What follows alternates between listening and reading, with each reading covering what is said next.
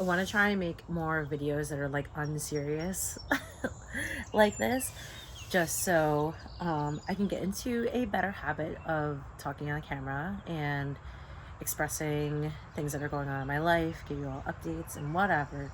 But this morning I was called to make a video about the things that I have done to change my life in 2025. So this is going to be super unpolished and I'm just going to ramble and talk about whatever. But here are like just a couple of things that I've done that I've actually seen a difference in my life. So, number one is taking a probiotic and prebiotic. So I'm gonna link them all down here, but it's like the physician's choice pre and probiotic. I also take the digestive enzyme. They are super viral on TikTok, but let me tell you, I was taking these before I even saw them on TikTok. So, not influenced, just genuinely did my research and saw that these were good and bought them. And I've been taking them like pretty much every day for about 5 months now. It is something that I never realized I needed until I started seeing results from it. So I have a really sensitive stomach. I used to get like writhing pain anytime that I would eat anything that was like oily or had like meat was fried or whatever, and I would be like writhing in pain after a couple of hours of eating things that were like kind of unhealthy. um, I started taking the probiotic and I no longer feel a pain. I have like regular movements and I feel less bloated every time that I eat something that was like a little not great for me. But really, the number one thing that you need to do is like not eat that garbage. But it was to the point where it wasn't even like fried food. It was like anytime that I would eat, I would just like feel like trash. So I started taking the probiotic and prebiotic like right before I ate or like right after I ate, and I feel great. And I am super regular. Like I poop every morning. It's like it's all good. Um, and I didn't realize how much of a thing that was until I started actually taking it. I feel like less sluggish, and there was something that I was reading online called like leaky gut when I thought that I had symptoms of like PCOS. I never got tested, so I don't know if I have PCOS, but from what I understand, I think I just had an unhealthy gut. So I healed it by taking these probiotics and eating more fermented food. If I were to eat bread, it's always going to be sourdough. Like always just being like a little bit more mindful and eating things that were like better for my stomach. And it has like made such a difference. I still have like a little poochie, like a little tummy, and I'm going to get into more of that later. But from where it was last year to where it is now, completely different. So highly recommend taking a pre and probiotic, a digestive enzyme. If you're feeling like kind of yucky in your stomach every time that you eat. I felt like I was like gaining 1,000 pounds every single time that I would eat. So um, adding that into my routine really changed everything for me. So another thing that I added was going to the gym more frequently and also adding cardio. So I started adding cardio into my routine like maybe like a month or two ago. And at first I was just doing like just walk on a treadmill for like 30 minutes at like an incline, and it truly helped because I do not sweat. And I'm realizing that because I'm not sweating, like I'm having like a lot of water retention in my body and it's like not releasing, you know? So when I was going to the gym, I was doing like a lot of weight training and just lifting weights pretty much every time that I would go like 4 or 5 times a week. And that's all I would do. I wouldn't do anything else other than that. But then I started adding cardio into my routine just for like the short amount of time, like the 30 minutes. And it I felt like I was feeling like I was getting more of a workout in. Like I was getting like I was sweating. I felt like more awake and alert after the workout. And I felt like I had like so much more clarity, because I do feel good after I get a workout in, but sometimes I'm like, I get it like pauses, like whatever my thoughts feel a certain way, and then it pauses while I'm working out, and then once I leave the gym, it like comes back. But now that I'm adding the cardio in, I feel like so much more relaxed, and um it was helping with my mental health before, but now I feel like it's helping even more that I'm adding cardio in. And then in the last 10 days, I made a goal to walk 10,000 steps every single day. And I know that that's like a normal thing. Like everyone always says, like, you need to get 10K steps like every day. I don't do that. Like I said, I don't do cardio. I don't like running. I like hiking, but I feel like you don't get as much steps as if you're just like walking for a certain amount of time, like consistently. But anyway, I made it so that I was getting 10K steps.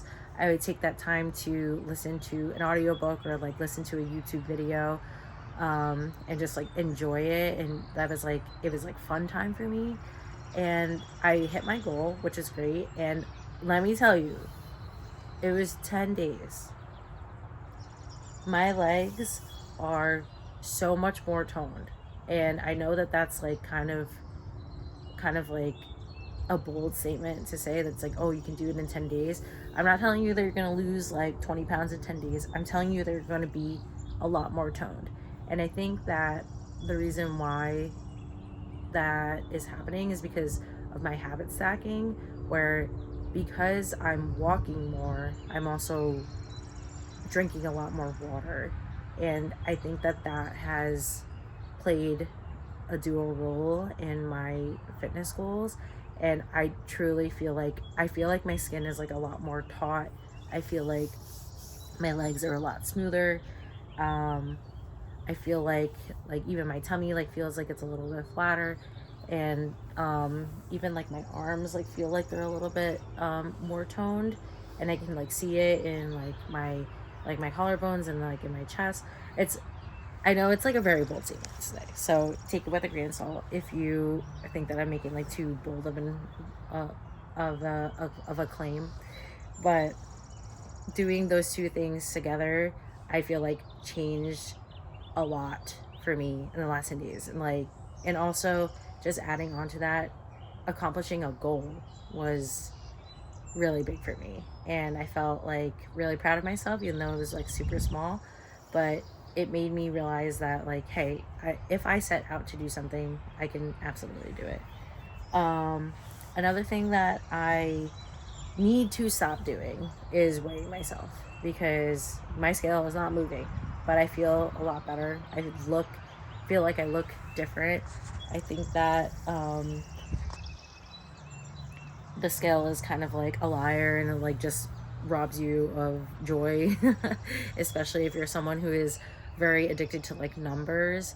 I think that focusing too much on watching the scale move has been keeping me, or like killing my motivation, because not seeing the results is making me feel like it's not helping, it's not doing anything. So I started weighing myself to get a metric, but now I feel like I'm going to stop doing it, because I feel like it's just ruining my life. Because I don't see the scale moving, but I feel a lot better, and I feel like I look a lot better, which is like essentially what matters, right?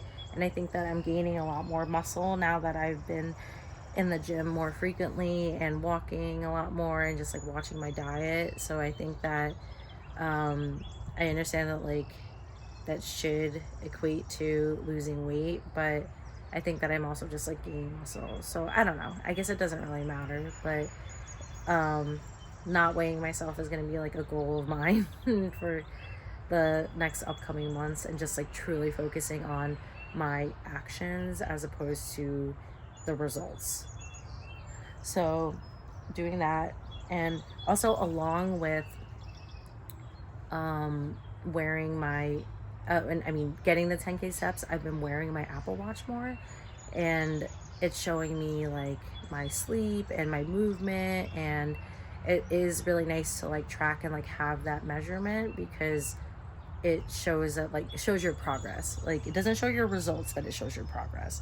So wearing my Apple Watch, or like something to at least like measure what you're trying to track, and tracking tracking in general, I think is super beneficial. Like, I've always been someone um, who always advocated for like always record your journey, always take pictures, always take videos, so like during your hula hoop journey, so that you can see yourself progress.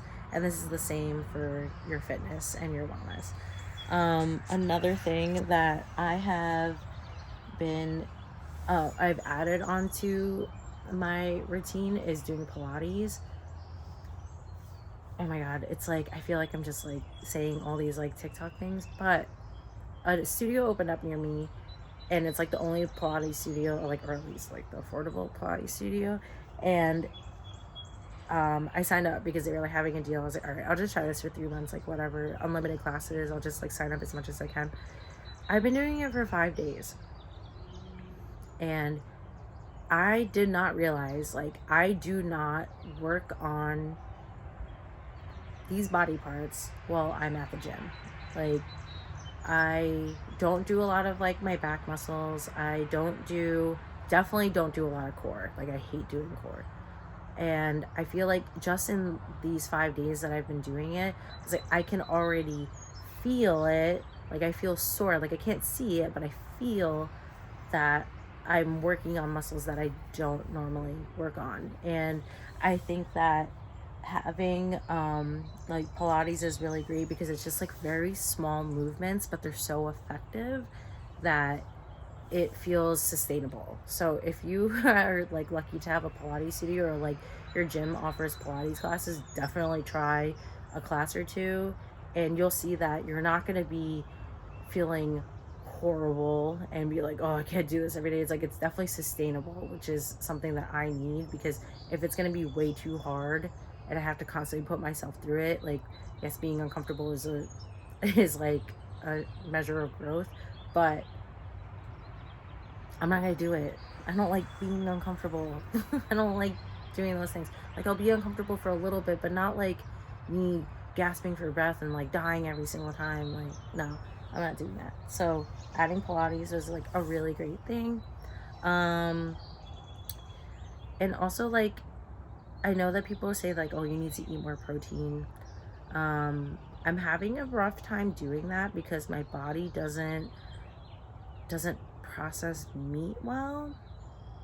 I don't know if it's just like the quality of meat that I eat, but it's more like, I know that when I was a pescatarian, I felt a lot better, and I also liked my body a lot better. But I'm still trying to figure out if that was also my body dysmorphia, or if it was like kind of my eating disorders creeping up or whatever. But I don't know.